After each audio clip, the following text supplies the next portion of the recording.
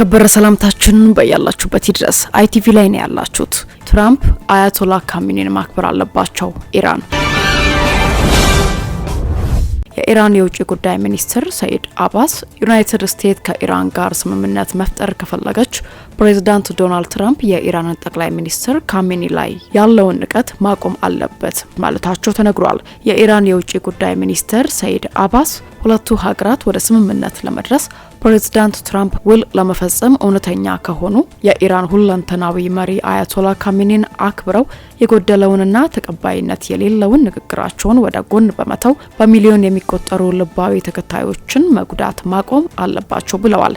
ኢራን ዛቻና ስድብን በደግነት እንደማትወስደው ያስረዱት አራክቺ ኢራን እውነተኛ አቋሟን ከመግለጽ ወደ ኋላ እንደማትል የተናገሩ ሲሆን ዋጋችንን እናውቃለን፣ ነጻነታችንን ከፍ አድርገን እንሰጣለን እና ጣፈንታችንንም ማንም እንዲወስንልን በፍጹም አንፈቅድም ሲሉ የኢራኑ የውጭ ጉዳይ ሚኒስትር በኤክስ ገጻቸው ላይ ጽፈዋል። አክለውም የአሜሪካ ቅዠቶች ወደ ከፋ ስህተት የሚመሩ ከሆነ ኢራን እውነተኛ አቋሟን ከመግለጽ ወደ ኋላ አትልም ሲሉም ስለ ወደፊቱም አጸፋ አስጠንቅቀዋል። መልካም በጎ ፍቃድን ይወዳል፣ መከበር ደግሞ መከባበርን ይወልዳል በማለት አስተያየታቸውን ቋጭተዋል። ይህ የኢራን የውጭ ጉዳይ ሚኒስትር አስተያየት የዋይት ሀውስ የፕሬስ ሴክሬታሪን ካሮሊ ሊቤት ሐሙስ ዕለት በዲፕሎማሲና በሰላም ላይ ያተኮረ የትራምፕ አስተዳደር እቅድ በሚል በሰጡት መግለጫ አሜሪካ ከኢራን ጋር ለመነጋገር ፍንጭ በሰጠችበት ወቅት መሆኑ ነው የተዘገበው።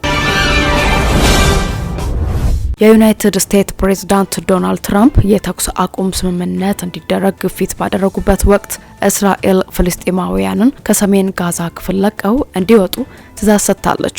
በጋዛ ከተማና በጃባሊያ ውስጥ ያሉ ሰፈሮች ውስጥ ያሉ ሰዎች ወደ ደቡብ አልማዋሲ የባህር ዳርቻ አካባቢ እንዲሄዱ ተነግሯቸዋል። የእስራኤል ወታደራዊ እንቅስቃሴ በጣም የተጠናከረና ወደ ምዕራቡ እየሰፋም ሄዷል። እሁድ ዕለት ከቀትር በፊት በነበሩት 24 ሰዓት ውስጥ እስራኤል ባደረሰችው ጥቃት ቢያንስ 86 ሰዎች መሞታቸው በሐማስ የሚመራው የጤና ጥበቃ ሚኒስቴር አሳውቋል። በአልማዋሲ ደህንነቱ የተጠበቀ ዞን ተብሎ በሚጠራው አካባቢ በተካሄደው አድማ ከተገደሉት መካከል 3 ህጻናት እንደሚገኙም ወላጆቻቸው ተናግረዋል። ትራምፕ ስምምነቱን በጋዛ እንዲያደርጉና ታጋቾችን እንዲመልሱ ጥሪያቸውን በድጋሚ አቅርበዋል። ትራምፕ የእስራኤል ጠቅላይ ሚኒስትር ቤንያሚን ኔታንያሁ ከሐማስ ጋር አሁን ለመደራደር በሂደት ላይ መሆናቸውን በትሩዝ ሶሻል ሚዲያቸው ተናግረው ነበር። ይህ በእንዲህ እንዳለ የእስራኤል መከላከያ ሰራዊት ቃል አቀባይ እሁድ ዕለት እንደተናገሩት የእስራኤል ጦር በሰሜን ጋዛ አሸባሪዎችንና የሽብር መሰረት ልማቶችን ለማጥፋት እንቅስቃሴውን አጠናክሯል ብለዋል። ነዋሪዎች ለሮይተርስ እንደተናገሩት እሁድ ጠዋት በጋዛ ወታደራዊ የቦምብ ድብደባ በመጨመሩ በርካታ ቤቶች ወድመዋል። በጋዛ ሐማስ የሚመራ የሲቪል መከላከያ ኤጀንሲ ለዜና ማሰራጫ እንደገለጸው እሁድ አጥቢያ ዕለት ላይ በትንሹ 23 ሰዎች ተገድለዋል። በደቡብ ክልል ካን ዩኒስ አቅራቢያ በሚገኘው አልማዋሲ የተፈናቀሉ ሰዎች በሚኖሩበት ድንኳን ላይ የእስራኤል የአየር ጥቃት ተፈጽሞ 5 ሰዎች መሞታቸውን ከተገደሉት 5 ሰዎች መካከል 3ቱ ህጻናት ሲሆኑ የተገደሉት ህጻናት እናትም እኛ መሬት ላይ ተኝተን ቦምብ ወረወሩብን ስትል ተናግራለች።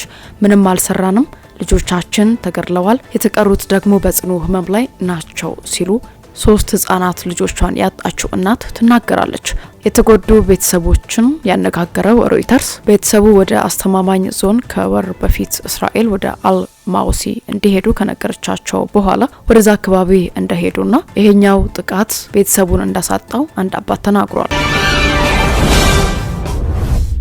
የመከላከያ ኃይሉ ስለ ጉዳዩ ሲጠየቅ ያለ ተጨማሪ መረጃ የተለየ ምላሽ መስጠት እንደማይችል ለቢቢሲ ገልጾ ነገር ግን ዓለም አቀፍ ሕግን በተመለከተ የዜጎች ጉዳት ለመቅረፍ የሚያስችል ጥንቃቄ እያደረግን ነው ብለዋል። ተባብሶ የቀጠለው የእስራኤል ወታደራዊ እርምጃ ሸምጋዮች ጦርነቱን ለማስቆም እና በሐማስ የተያዙትን የቀሩትን እስረኞች ለማስፈታት አዲስ ጥረትና ድርድርን ጀምሯል። አንድ ከፍተኛ የሐማስ ባለስልጣን ለቢቢሲ እንደተናገረው ሸምጋዮች አዲስ የተኩስ አቁምና የታገቱትን የመልቀቅ ስምምነት በጋዛ ለመደራደር የሚያደርጉትን ጥረት አጠናክረው ቀጥለዋል። ነገር ግን ከእስራኤል ጋር የሚደረግ ድርድር አይኖርም ሲሉ ተደምጠዋል። የኳታር ሸምጋዮች በእስራኤልና በኢራን መካከል በተደረገው ስምምነት በሀገራቱ መካከል 12 ቀናት የዘለቀ ውዝግብ ያስቆመው የአሜሪካው ግፊት ስምምነት ላይ ለመድረስ እንደሚያግዝ ተስፋ አድርገዋል። ኔታንያሁ ለእስራኤል የሀገር ውስጥ የስለላ ድርጅት አባላት እንደተናገሩት በኢራን ላይ ያለው ድል ብዙ አማራጮችን ከፍቷል። ከሁሉም በላይ ታጋቾችን ለመታደግ ጊዜው አሁን ነው ብለዋል። በእርግጥም እኛ ደግሞ የጋዛን ጉዳይ መፍታት ሐማስን ለማሸነፍ እንፈልጋለን። ነገር ግን ሁለቱንም ተልእኮዎች እናሳካለን ብዬ አምናለሁ። ከዚህም ባሻገር ሰፊ የክልል እድሎችን እየተከፈቱ ነው፣ በአብዛኛው ሁሉም ማለት ይቻላል ሲሉ ተናግረዋል። ትራምፕ ቀደም ሲል በጋዛ የተኩስ አቁም ስምምነት በሚቀጥለው ሳምንት ሊደረግ ይችላል የሚል እምነት እንዳላቸው ሀሳብ ሰጥተው ነበረ። በመጋቢት ወር እስራኤል በጋዛ ላይ አዲስ ጥቃት ስትሰነዝር ለ2 ወራት የቆየው የተኩስ አቁም ፈርሶ ሐማስ ታጋቾችን እንዲለቅ ጫና ማድረግ እንደሚያስፈልግም፣ በተጨማሪም እስራኤል በመጋቢት ወር መጀመሪያ ላይ ወደ ጋዛ በሚደርሰው የሰብአዊ እርዳታ ላይ አጠቃላይ እገዳ የጣለች ሲሆን ከ11 ሳምንታት በኋላ የአሜሪካ አጋሮች ፊት እና ግማሽ ሚሊዮን ሰዎች ለረሃብ እየተጋለጡ በመሆኑ የጤና ባለሙያዎች ማስጠንቀቂያ ከሰጡ በኋላ በከፊል የቀለለ ይመስላል። እስራኤል ሐማስን እርዳታ በመስረቅ ከከሰሰች በኋላ በአሜሪካና በእስራኤል የሚደገፍ የጋዛ ሰብአዊ ፋውንዴሽን GHF የእርዳታ ቡድን መፈጠሩን ሲነገር ሐማስ ይህንን አስተባብሏል። የጂኤችኤፍ የእርዳታ ስርዓት በተባበሩት መንግስታት ኤጀንሲ ተወግዟል። እርዳታ በሚሹ ፍልስጤማውያን ላይ ተደጋጋሚ ግድያና የአካል ጉዳትም ደርሶባቸዋል። የፍልስጤም ስደተኞች ኤጀንሲ የኮሚኒኬሽን ዳይሬክተር የሆኑት ሰብለቱማ ለቢቢሲ እንደተናገሩት አዲሱ አሰራር የመግደል ሜዳ ነው። የእርዳታ ስርጭቱ ስርዓት ባለው መንገድ ሊካሄድ የሚችለው በተባበሩት መንግስታት ድርጅትና በሌሎች የሰብአዊ ድርጅቶች በኩል ብቻ መሆኑን ተናግራለች።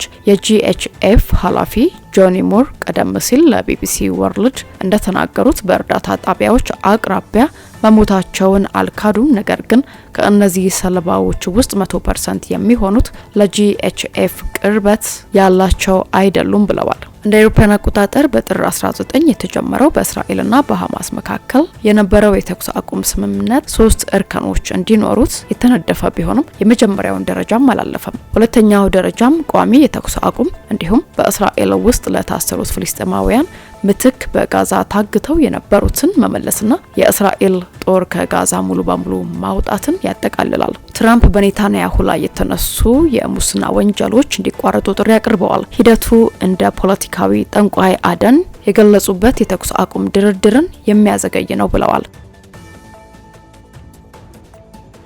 የእስራኤል ፍርድ ቤት የእስራኤል ጠቅላይ ሚኒስትር በዲፕሎማሲያዊ እና በጸጥታ ጉዳዮች ምክንያት ምስክርነታቸው ለሳምንት እንዲዘገይ ያቀረቡትን ጥያቄም ተቀብሏል። ኔታንያሁ እንደ አውሮፓውያን አቆጣጠር በ2019 በጉቦ በማጭበርበርና እምነትን በመጣስ ክስ ቀርቦባቸዋል። በሳምንቱ መጀመሪያ ላይ የእስራኤል ተቃዋሚ መሪ ያይር ላፒድ ትራምፕ በነጻ ሀገር ህጋዊ ሂደት ውስጥ ጣልቃ መግባት የለባቸውም ብለዋል። እንደ አውሮፓውያን አቆጣጠር በኦክቶበር 7 2023 ሐማስ በሰነዘረው ጥቃት 1200 ሰዎች ሲገደሉ 251 ሌሎች ደግሞ ታግተው መወሰዳቸውን አስመልክቶ ጥቃት ምላሽ ለመስጠት እስራኤል በጋዛ ወታደራዊ ዘመቻን ጀምራለች። ከዚያን ጊዜ ጀምሮ በጋዛ 56500 ሰዎች ተገድለዋል ሲል ሐማስ የሚያስተዳድረው የጤና ሚኒስቴር አሳውቋል።